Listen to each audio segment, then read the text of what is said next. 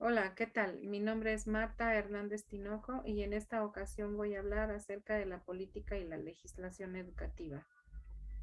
Eh, Se entiende por política y legislación educativa los asuntos que vinculan al Estado con la materia educativa, desde la promulgación de cualquier norma de rango menor hasta la reforma e implantación de un nuevo sistema educativo o la orientación de las tareas y las acciones educadoras de la sociedad.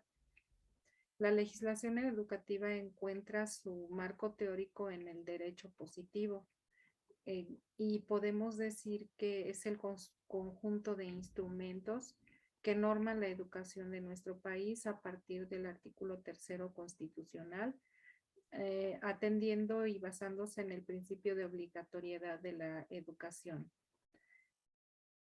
En la pregunta número 2, que dice que para qué nos sirve la política y la legislación educativa, podemos decir que nos sirve para tratar de resolver los problemas a los que la educación se enfrenta.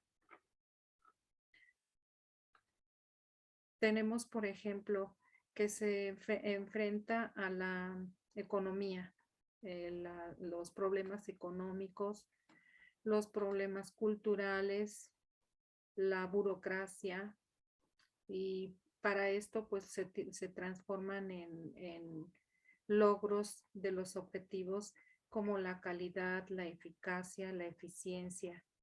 Las políticas educativas nos ayudan a legislar en la educación.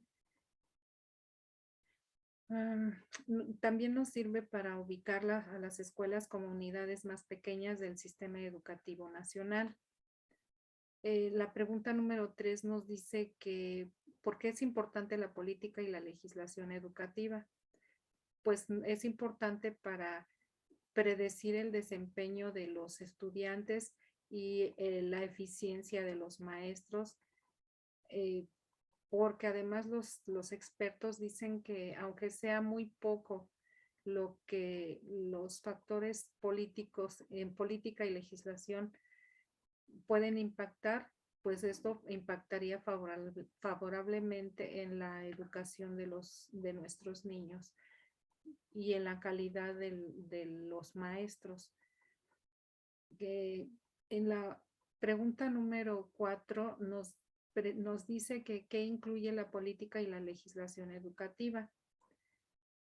Pues ahí nos dice que los antecedentes son fundamentales en el artículo tercero constitucional, porque ahí nos señala lo que en la historia dice que se promulgó.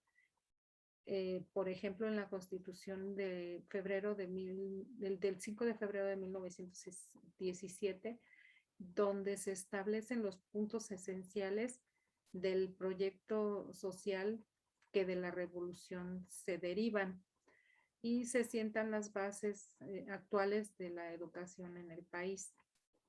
Cuando estaba el presidente Lázaro Cárdenas, se institucionaliza el artículo tercero, en donde la parte ideológica es del grupo predominante. Por eso surge la educación socialista.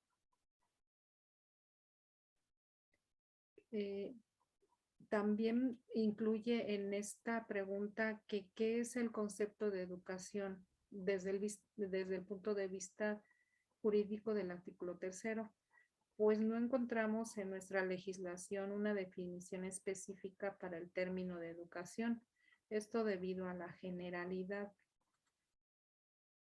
También encontramos los principios educativos derivados del artículo tercero en su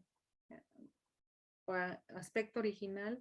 Nos dice que son el primer punto, la educación en las escuelas sería laica, que la enseñanza primaria en las escuelas particulares también tendría que ser laica, que las corporaciones religiosas y los ministros de cultos estarían impedidos para dirigir escuelas o para establecer alguna escuela primaria. Las escuelas primarias particulares solo podrían establecerse, pero solo si se sujetaban a la vigilancia oficial. También dice que las escuelas oficiales impartirán la enseñanza primaria en forma gratuita. Incluye también la Ley Federal de Educación como antecedente y dice que el 23 de enero de 1943 se publica la primera Ley Federal de Educación en el Diario Oficial de la Federación, cuando estaba como presidente Manuel Ávila Camacho. Con Luis Echeverría Álvarez se puso en marcha una comisión coordinadora de la reforma educativa. El 13 de julio de 1993, cuando estuvo Carlos Salinas de Gortari, se promulga la Ley General de Educación, que está vigente hasta nuestros días. La Ley General de Educación elimina el concepto de calidad y cambia por el de excelencia para enfocarse en el mejoramiento integral de la educación. En esta ley se elevan a obligatorias la educación inicial y la educación media superior y se señala expresamente que la obligatoriedad de la educación corresponde al Estado. También incluye un Consejo Nacional Técnico que tiene como función organizar los calendarios escolares, las propuestas de reformas,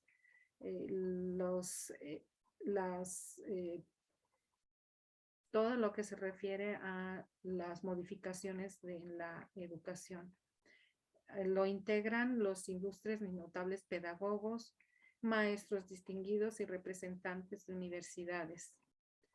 Este Consejo Nacional Técnico de Educación se creó el 26 de junio de 1957 para elaborar planes de estudio, programas, métodos de enseñanza para la educación de los obreros y campesinos o para la educación primaria, secundaria y normal. Ahora hablemos de la descentralización y desconcentración educativa en México.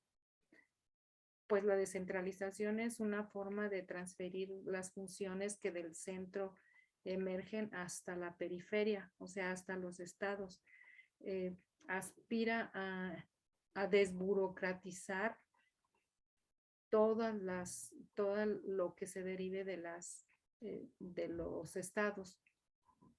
Y también para fortalecer el carácter de la educación como servicio público, que participe en las comunidades y que ya no sea solo en el centro todas las funciones y todas las responsabilidades. Aunque aún se sigue dando en la centralización en la educación. La legislación universitaria dice que las universidades son autónomas por ley. Esto derivado del artículo 3º, que dice que las universidades y las demás instituciones de educación superior a las que la ley les otorga autonomía, tendrán la facultad y la responsabilidad de gobernarse a sí mismas. No dependen de ninguna institución o del Estado.